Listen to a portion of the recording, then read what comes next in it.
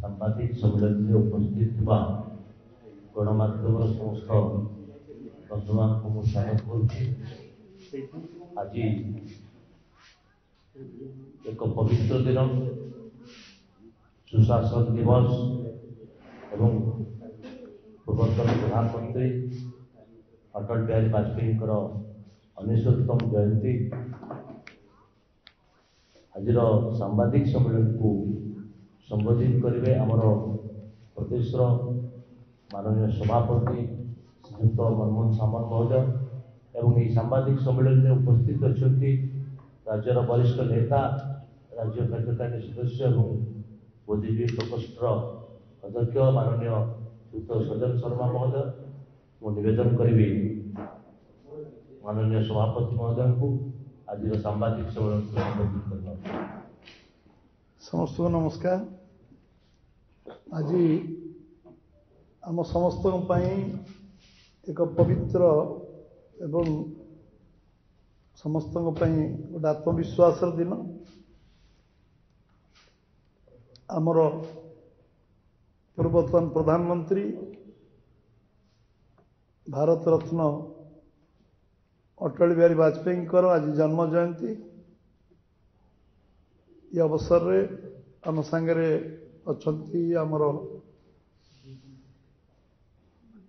आम मीडिया प्रकोष्ठ देखुवा दिलीप भाई, दिलीप मल्लिक महोदय, सज्जन शर्मा, सरोज भाई आम राज्य संपादक। ये अवसर रे सांबादिक भाई माने आज अटल जी सहित काम करिवार सुजोग जो माने पाइचंती से माने अनुभव अभिज्ञतार गोटे पहाड़ नुहे पर्वत कहले चलो जे जने अनुभवी नेता, जने राजनीतिज्ञ, जने कवि, जने दृढ़ प्रशासक एवं जने देशभक्त, जने जातीयतावादी नेता एवं दूरदृष्टि संपन्न नेता जुगजन्मा अटल बिहारी वाजपेयी आज जन्म जयंती को आम यशस्वी प्रधानमंत्री नरेंद्र भाई मोदी सुशासन दिवस भाव में पालन करवा सरकारी स्तर रु साधारण स्तर पर्यंत सुशासन दिवस गुड गवर्नेंस ये करवा ये निश्चित भाव में आम समस्ते यशस्वी प्रधानमंत्री मोदी को धन्यवाद दबा जे भारत वर्ष रे सुशासन कौन तार दृष्टांत तार उदाहरण आमे अटल बिहारी वाजपेयी शासन काल भितर देखा एवं दक्षता पारदर्शिता विषय देखा एवं जो विकास पुरुष जहाँ कह जाए विकास जुग आरंभ विकास आरंभ भारत वर्ष रे अंधकार भितर आलोक वर्तिका किए आनी सी हेले अटल बिहारी वाजपेयी जे आज समस्त चिरस्मरणीय अच्छा। जितेबाला विरोधी दल सी थिले सेतेबाला जेभली भाव में सम्मान मिलुथुला प्रधानमंत्री भाव में से सम्मान अधिकारी थिले। विरोधी दल नेता हिसाब से जितेबाला विभिन्न समय पठाई विश्वर राजनीति को वैदेशिक व्यापार विभाग रे पारंगमता थिला, अनुभव थिला, अनुभूति थिला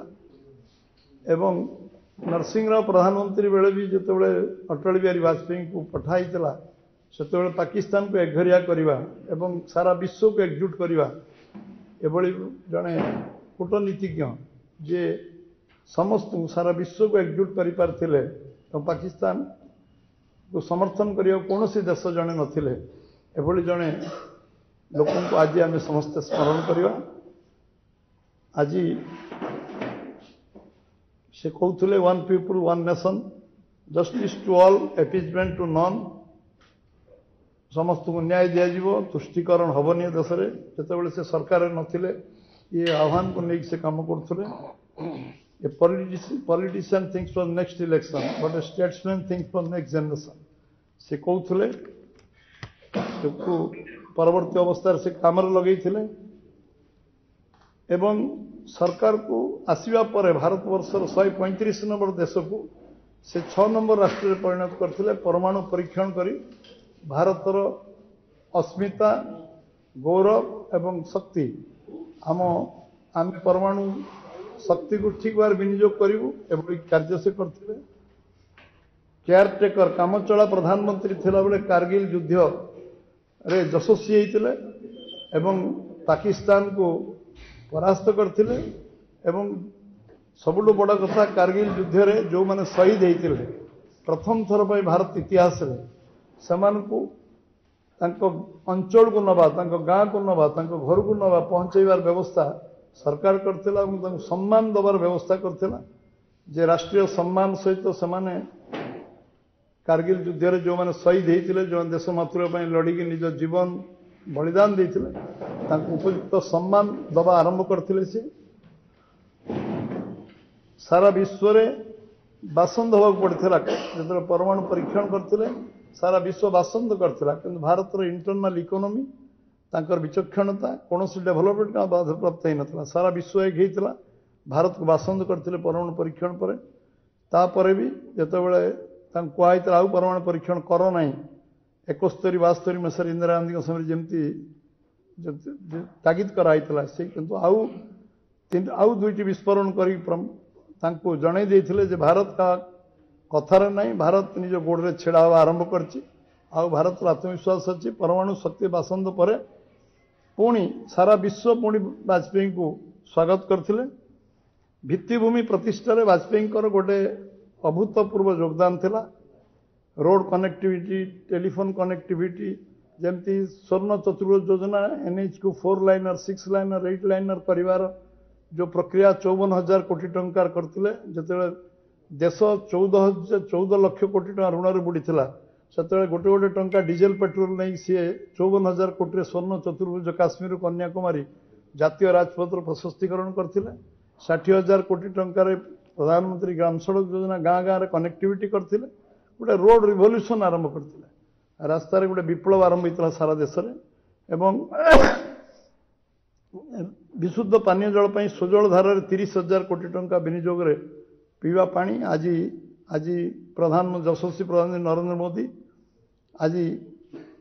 तांको काम को 11 लाख कोटी रे पहुंचाई भारतमाला सागरमाला प्रोजेक्ट आज जातीय राजपथ आरंभ कर इंफ्रास्ट्रक्चर रास्तार सेक्टर विप्लव को आहरी आगू नहीं किंतु ये टेलीफोन कनेक्टिविटी आगू नहीं आज आम आम आम समस्त 2 लाख गाँ को बर्तमान कनेक्टिविटी पहुँचाई मोदी जी ये सब आरंभ होता रिवोल्यूशन आरंभ होता से थे पार्लियामेंट रे कहते जो दिन गोटे चाषी टेलीफोन रे कथा हम जे मो खाइबाटा बिल को पठेदे गोटे रिक्शा वाला फोन कर तलू पठे दियो पिला मु तले अपेक्षा कर ऑटो वाला कह मु तले अच्छी अपेक्षा कर से दिन टेलीफोन आसो रिवोल्यूशन को अटल जो स्वप्न देखते से साकार होती सर्वनिम्न व्यवस्था रे लोक फोन रे कथा हबार सुजोग ये जो सृष्टि होता टेलीफोन कनेक्टिविटी आज बहुत आगू मोदी नहीं